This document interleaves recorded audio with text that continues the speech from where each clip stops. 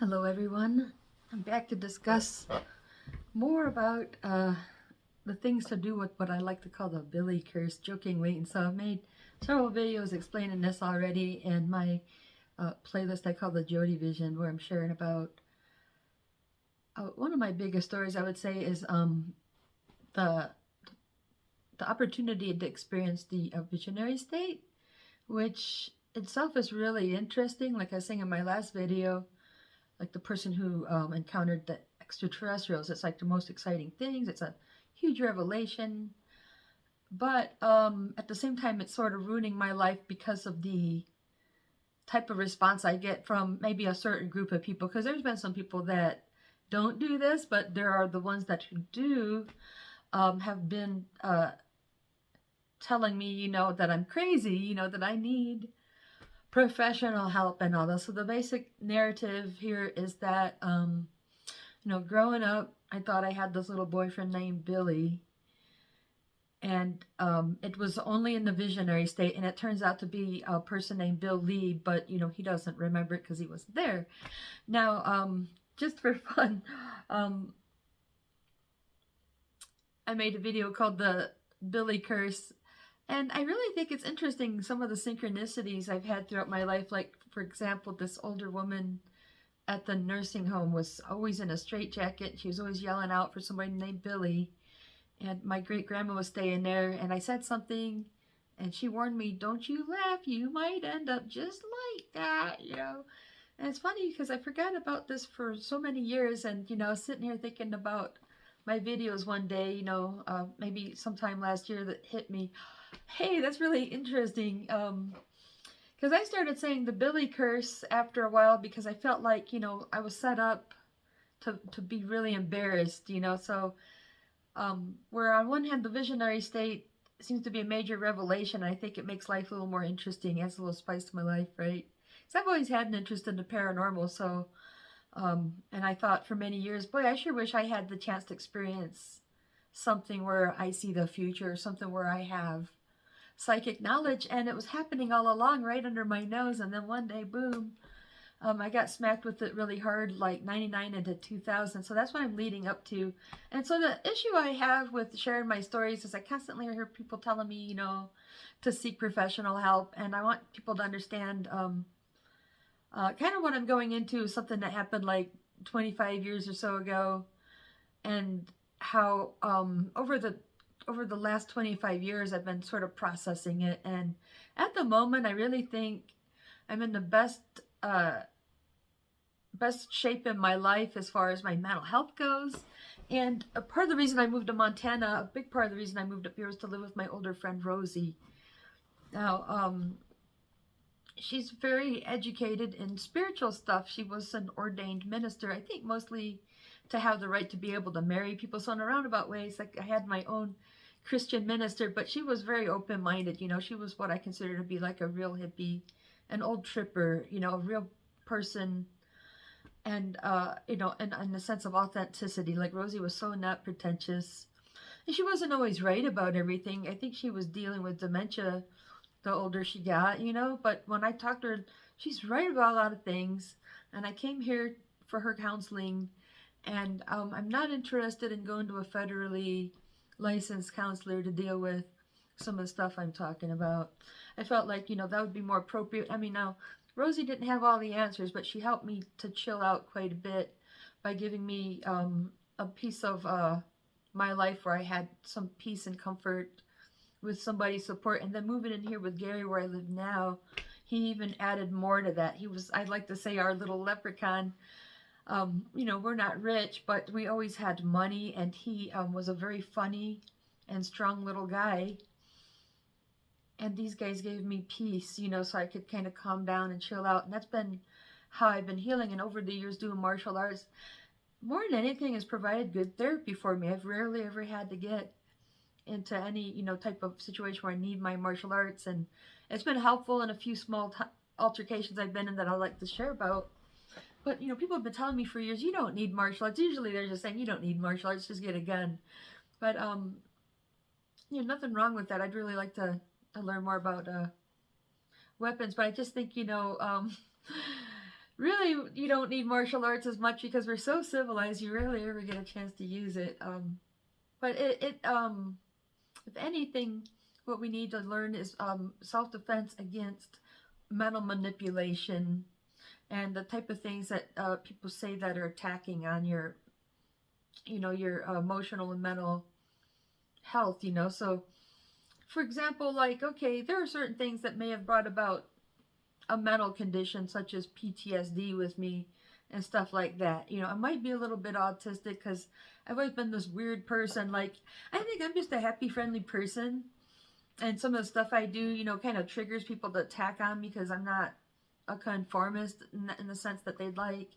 But, so that could be something that brings attack on me. But I think, that, like when I talk about my upbringing, the most violence I've ever seen is at home, especially when it's been alcohol related, so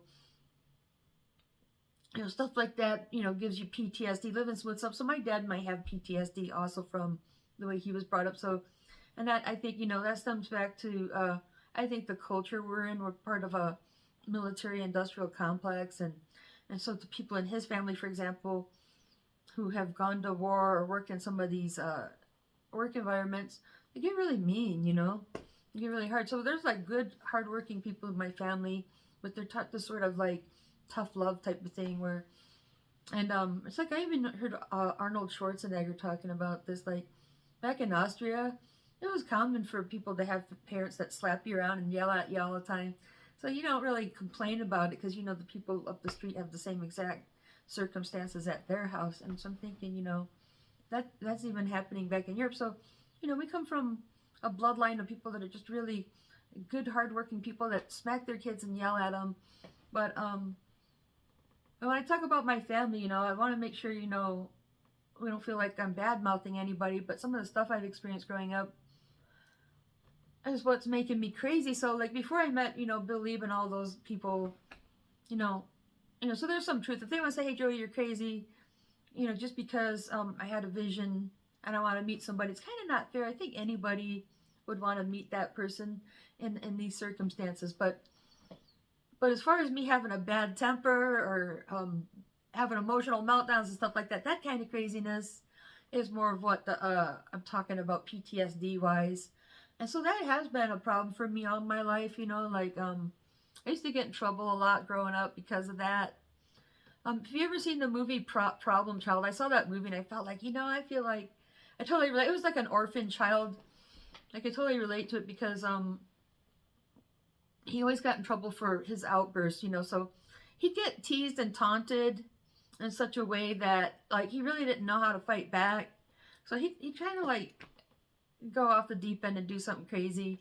And so it seemed like he was the one making all the problems. And I feel like that's kind of how it works for me. Like the people that tease me and taunt me to get a reaction out of me never really get in trouble, but I do because I'm a more noticeable person in that scenario, right? So I feel like, in a ways, it's like I've been kind of being punished all my life for just being a little bit different, or furthermore for having, if this is a disability, people are trying to tell me that I'm sort of mentally disabled by a condition such as PTSD or whatever you want to say that makes me crazy.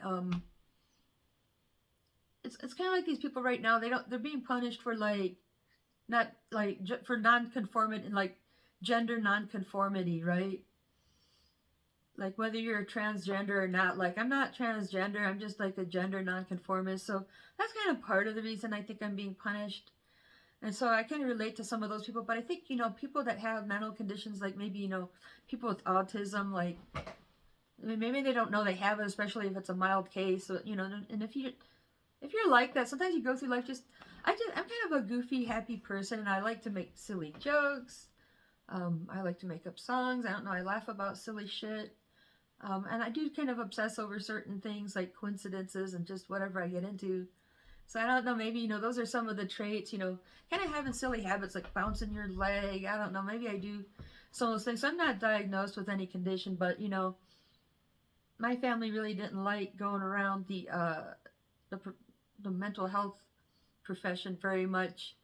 When I was in first grade, my teacher, I think the school ordered my parents to take me to a counselor, like a proper counselor. And what was going on is, well, there was this little boy named Timothy that sat in the row in front of me in first grade, and I couldn't help looking at him because, ever since I met Billy, I don't meet a lot of kids that have hair like his. He kind of had like the dark roots and the lighter hair, kind of a mixed blonde. And Timmy had that mixed blonde hair, and I just loved his hair. And maybe because it reminded me of Billy.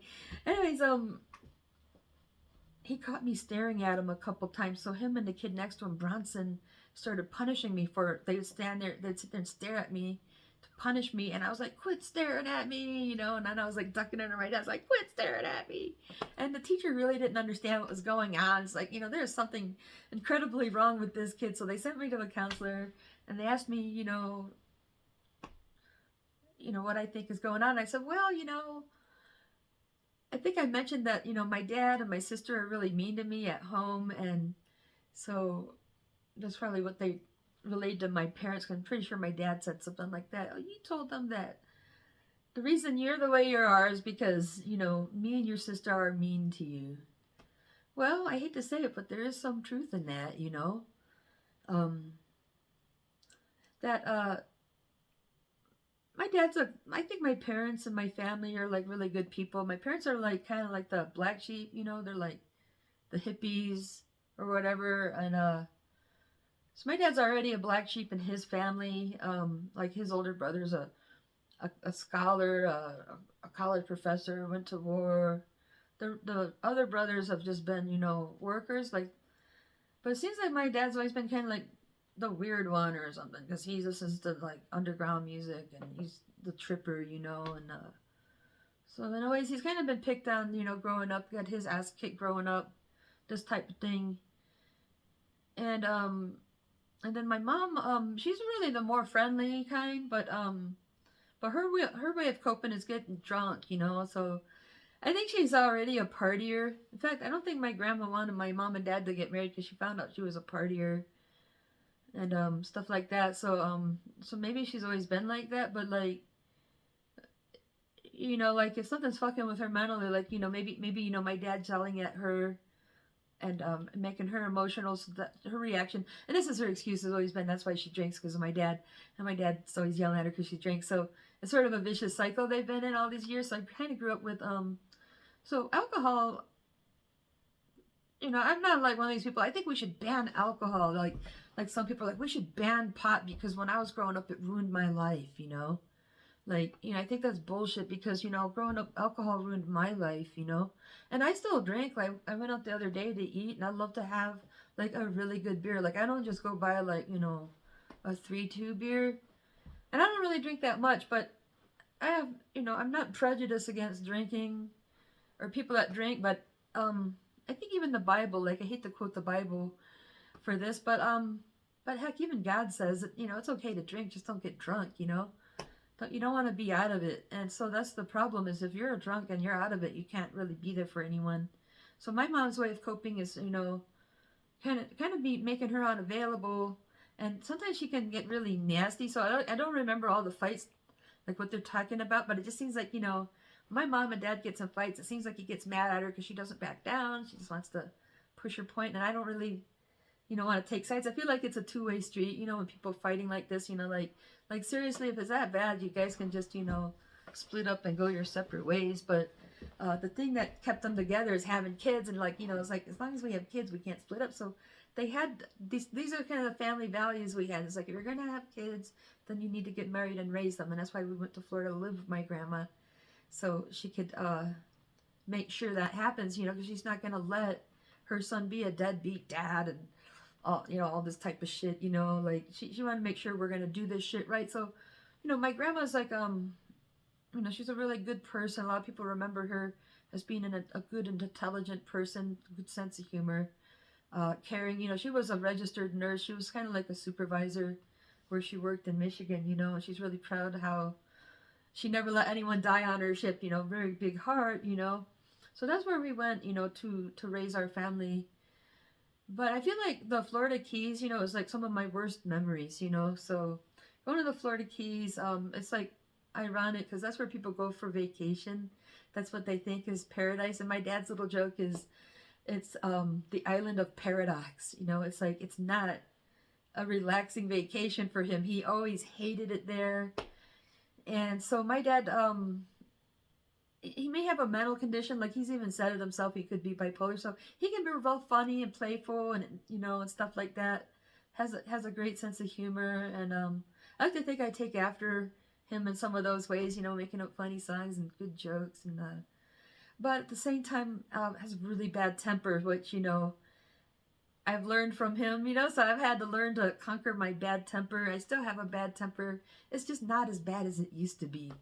And so who knows, maybe it's a type of mental imbalance where he doesn't realize what he's doing until it's done, you know, but it's really difficult to apologize or admit that he's done anything wrong at the same time, right? So like, you know, like, so he'd be in like a fit of rage, you know, and, you know, smack the shit out of us over some bullshit, you know, right? Really, it's really not worth, you know, that type of reaction. Like it's, you know, like, but then like later and like be like, oh, I didn't do nothing wrong. I only punished you guys properly, you know, in an appropriate way, blah, blah, blah. It was disciplinary and it was appropriate.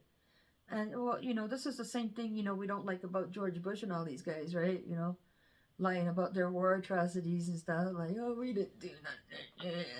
No, you just don't want to admit it because it's embarrassing that what's really happening.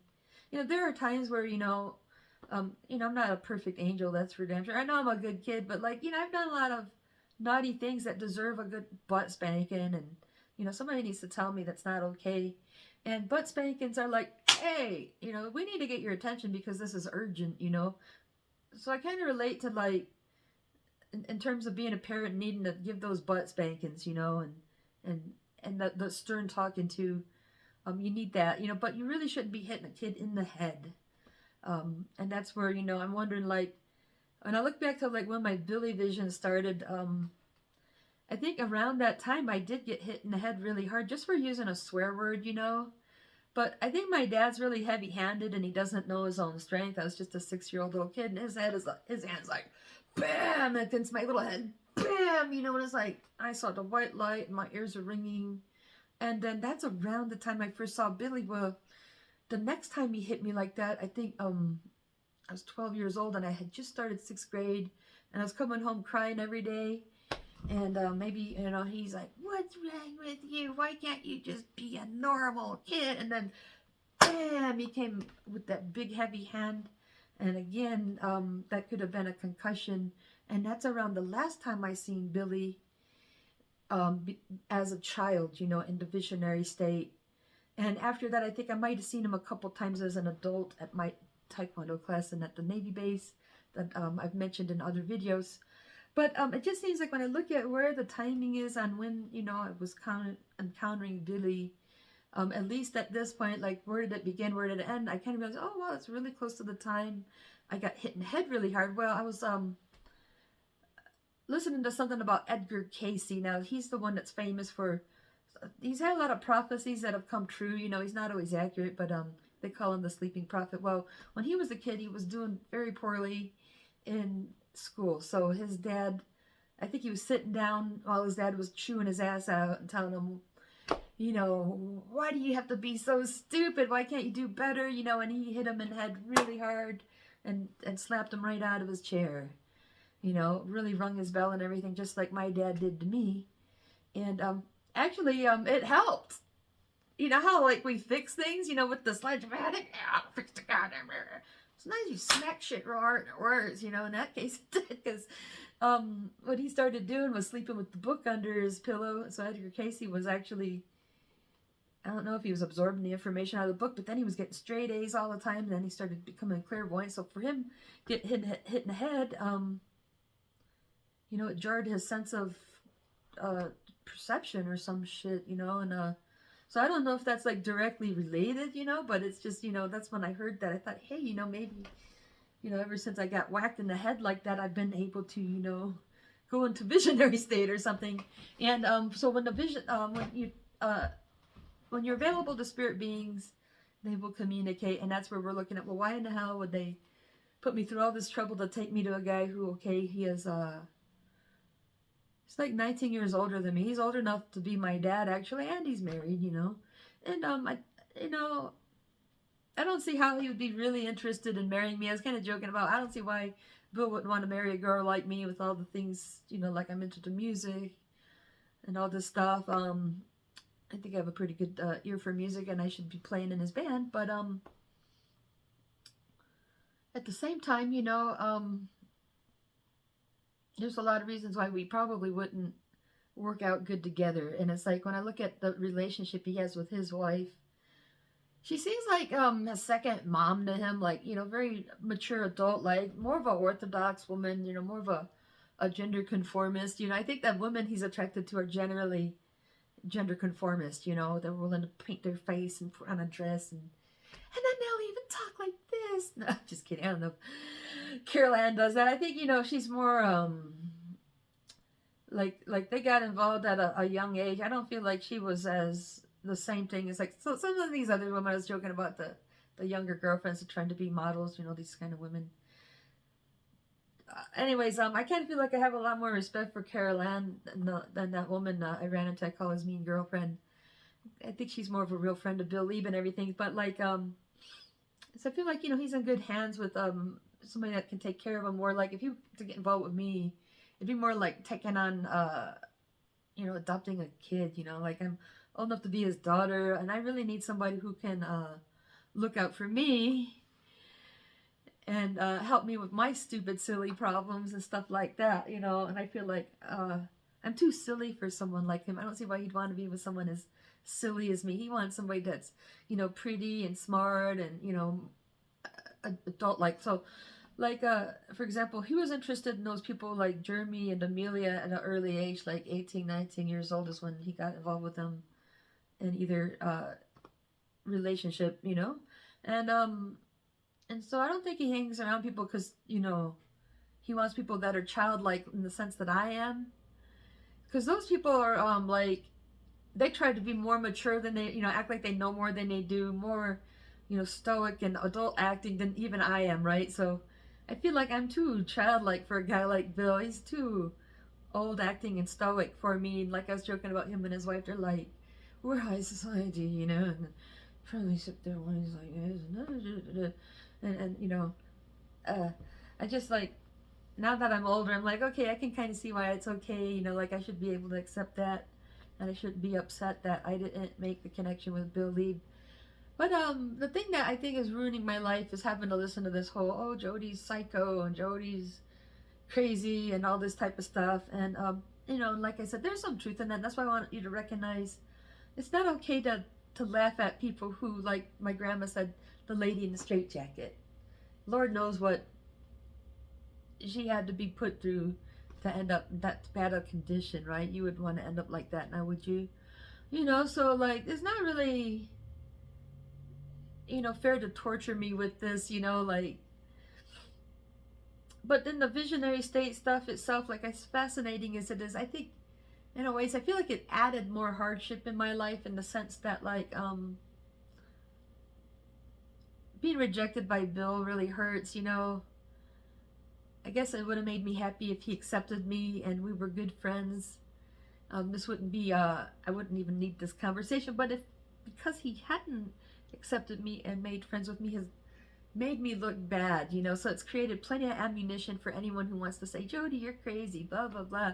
Especially his wife. I felt like, she started that thing, 25 years ago, telling me Jody's a psycho bitch trying to get my husband in bed. And it just sort of spread onto like where, like, the internet community and everybody's like, yeah, Jody's psycho, Jody's psycho, Jody's psycho. And then even like, I don't know, some time ago, like after I moved to Montana, I was on Facebook and stuff, and like Jeremy and his friends, Jeremy Eagle and his bandmates are like, I don't know, I was just trying to be friendly and talk about something like, like if you have a cat that tries to sit on your keyboard and you can't play it, and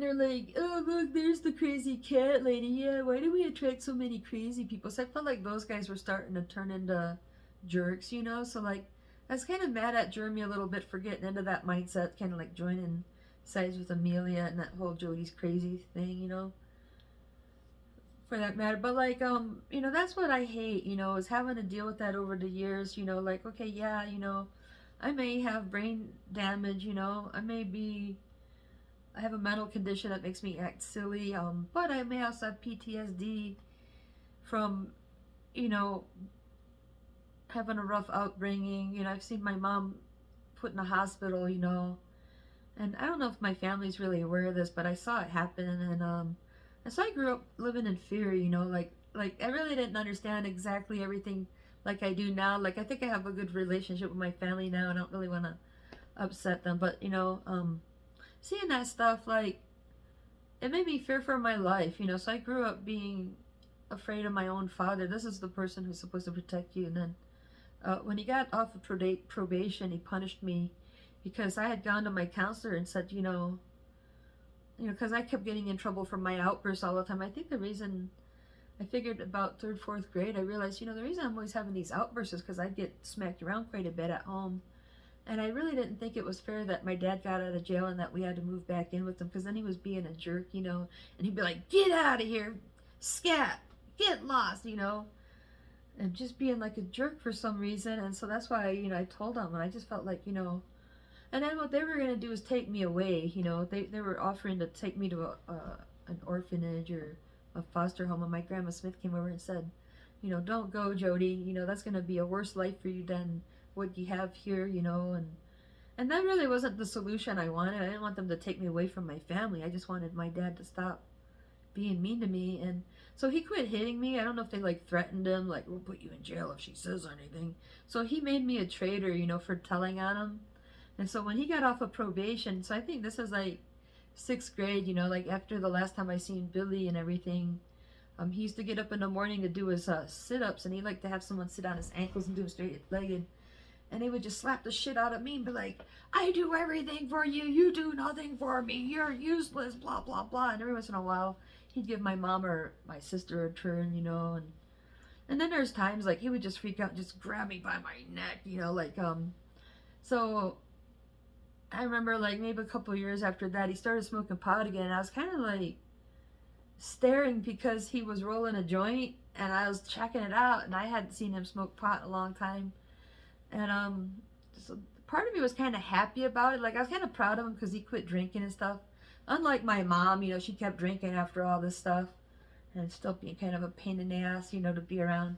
So I can understand, my dad doesn't want to babysit a drunk, especially if she's kind of a pain in the ass. But he quit drinking like that, and so I was always proud of him for quitting everything. And when I saw the joint, I kind of had mixed feelings. I've always liked pot. I've never had a problem with it, but at the same time, I felt like he was giving up on his abstinence, so maybe he read that in me because I was looking right at it, and he swooped me up on my neck. So I was about 14, and he had me feet off of the ground, and he was holding me by my neck, and he's like, you better not say anything. So this is part of that punishment, for being a traitor, and so that's where, it's kind of not fair to me. I feel like I'm being punished just because,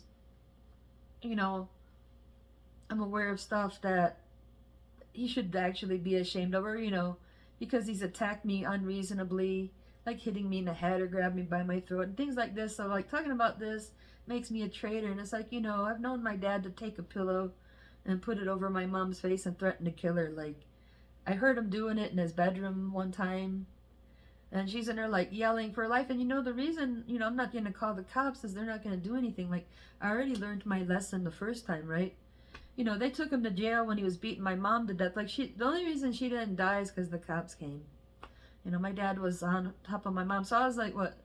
I don't know if it was 83 or 84. I just kind of remember, it was getting close to Thanksgiving, and he was beating my mom's head into the porch and yelling, die, you fat ugly piece of shit. And the cops and everybody came and dragged him off, and me and my sister kind of ran away from home until my mom got out of the hospital. So she was in the hospital for over a week in a coma, and then when she got out of the hospital, we met up with her at some friends where she was staying, and she said, we're going back to your dad because I can't take care of you by myself.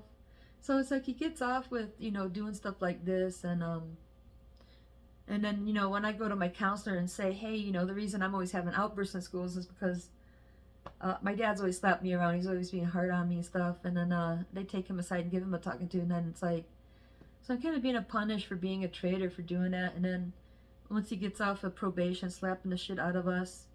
and bringing it to the point where, you know, before my dad and mom broke up, you know, like I think my last couple of years in Key West, I'd seen him do that like right in front of me. Like she was lying on the couch and she was arguing and he put a pillow over her face. He's like, I'll kill you. I could easily kill you. And she's like, Jody, help me. And it's like, I honestly felt like there's nothing I can do. Like I can't call anyone. I can't run away, you know, like he's not going to let me get away with it, you know, and that's just going to make things worse. So I felt like there's nothing I could do, you know, and so being treated like that growing up, you know, you can imagine why, like, if there's something wrong with me, you know, I mean, things could be worse, you know. I mean, some parents actually kill their spouses and their kids, and do a lot more harm than this. But like, you know, that's what my dad likes to say. He's like, well, at least you're not like these other people. Their kids put cigarettes out in their face and even kill them. Like, well, that's besides the point, you know.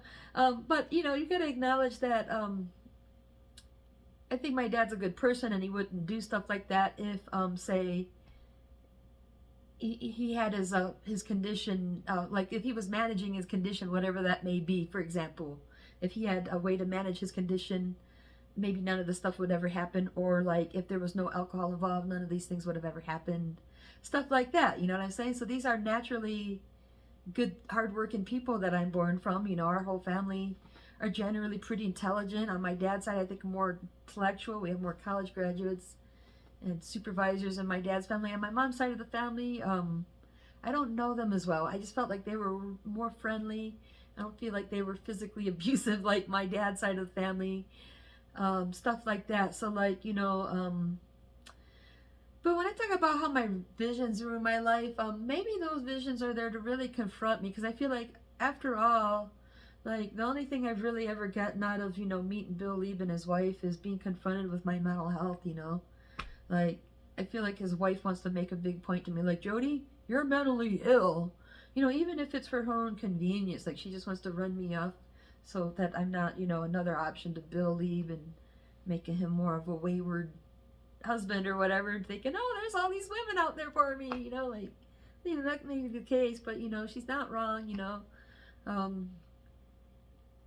That, you know, may be a good reason why, like, I'm not good wife material for anybody really. But good thing is, this has been kind of a better year for me than I expected, with my work and everything. So I think, you know, if things keep up, if I can keep momentum with what I'm doing, I'll be doing possibly working at Sweet Peaks over the summer. They promoted me to a team lead, so that means I get to have some authority finally. And who knows if I'm going to get that new limo on the road or not. Stuff like that is working out really good. So, and then I feel like I've tried to make peace with Bill Lieb as much as I can, you know, like, I'm not going to say, oh, Bill Lieb and I are good friends. Not necessarily, like, maybe still a professional, like, it's like a friendly acquaintance where he's keeping a professional distance, but he's never really been one of the people to directly tell me I'm crazy. But I feel like he's saying it without saying it, you know, kind of wants to be careful not to, I don't know. He doesn't want to say anything to me and give me more fuel or anything to react to. I'm not really sure. I just feel like he's keeping a safe distance or something. Like, it kind of bothers me a lot that, like I'm glad, you know, like, I'm able to, like, I can, like, I don't know, send him messages, I can write to him, but, like, I can't really have a friendship with him. And I feel like this has kind of been making me look bad, you know, like, and it's been something that I feel like I wanted to resolve, because it's always been ammunition. You can make me look bad saying, oh, Jody thought Billy wanted to marry her. Well, you know, I highly doubt, you know, someone like Bill would be interested in marrying me. And if it did, you know, it would have to be kind of unusual circumstances where, like, maybe he's also had visions like I do about him, because otherwise I would never have reached out to him. And then or like maybe he just really, maybe he likes what I've had to say. Who knows? I mean, you know, they say never. I mean, there's no reason why he shouldn't like me, you know. There's no reason why he, you know, shouldn't, I don't know, like, the possibility of him wanting to marry me, it could still be likely, but, you know, with everything I'm being given at the moment, it's like, well, he's really, tied in with like this person he's been involved with for over 40 years, and so that's where like I feel like that part I could definitely let go, because I was like kind of halfway hopeful and halfway afraid that Bill would maybe take an interest in me. But to be honest, like I was saying earlier on, like if he showed up here and asked me to marry him, I feel like it'd be easy to say, just go ahead and do it, because of all the stuff I'm sharing leading up to this. Like, I can't really get him out of my mind, and it's very difficult to find another person to fall in love with. But at the same time, I don't really know Bill, and I don't know if I really trust him, because of there are things that I've learned about him that I don't really agree with, and he's not always straightforward and honest, but like so that's something where like, I'm trying to kind of like just kind of get that out of my system. I'm never gonna see him again. That's okay, I guess. Like I kind of look at my karma, like we have to respect each other's karma. My karma is one where like, I have supernatural stuff happening in my life, I'm meant to be alone. I'm not really meant to be married and all that stuff. And so that's okay. Like right now I might possibly either go back to Denver, like, maybe I'll stay here through the summer. If I go back to Denver right now, I'm being offered to go back and stay with somebody who's like the only person I've ever had sex with in a relationship where we were boyfriend and girlfriend, but I broke up with him because I didn't feel like I was in love with him. But it's kind of sad because he seems to meet a lot of the qualifications I would want, like at the moment he's offering me, something I think is out of true friendship, that, I can come and stay at his house. He bought his own condo. Of course, I'd have to pay him rent, but it's affordable rent. It's a safe place with somebody who likes me for who I am. He's not a narcissistic abuser. So if I live with him, I can be goofy and funny, and he's never like, "Oh, Jody, what's wrong with you? Are you crazy?" He'll probably chime in and laugh with me, likes my taste in music, if this was my boyfriend, I would never feel ashamed of my appearance or anything. Like when I was putting on makeup, he'd be like, "Why do you wear makeup? You don't need makeup." And so that's where like I feel like he almost qualifies to be my partner more than Bill Lieb does. So I don't know if that would flatter him any, but unfortunately, I just don't feel like I'm attracted to anybody. Like I feel like Bill Lieb has been like a block in my life, keeping me from being able to fall in love with people. I've always felt like Billy was supposed to, was the most appropriate boyfriend for me. I used to miss him growing up, and so who knows? I mean, I'm really still trying to figure out exactly what it's for, but definitely being confronted with my mental health and being like, "Jody, you're crazy, and you need to blah blah blah." So I need to look back. What's making me crazy? Well, there's this, and this, the stuff I've seen growing up, but the thing is since I left home, my life has become more and more peaceful. Like living in Denver, I feel like I'm going from one job to another, just barely surviving, because it's just like trying to swim in turbulent water. I've always been able to kind of just keep my chin up, but sometimes I get water up my nose. But now I feel like things have been leveling out a lot better, where I feel a little more secure, like at the moment I feel a little more secure, and my mental health is a lot more leveled out. Got plenty of room for improvement though.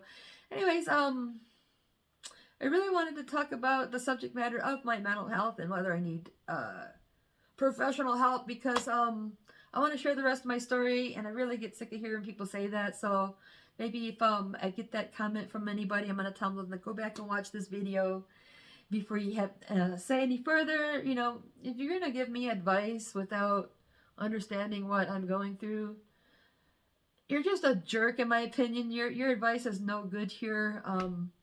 If you just enjoy put people down for being mentally unstable or whatever, you're really not helping. Actually, that pushes things in a more negative direction. I just feel like if I'm suffering from mental illness, listen to all these people like, "You this and you that," just a sort of a shaming gesture. "You're crazy. You need professional help." It's more of a shaming gesture for some reason, than a useful piece of advice. So anyways, I'm gonna stop it here. I've never made a video this long before, so I'm wondering if it'll even upload.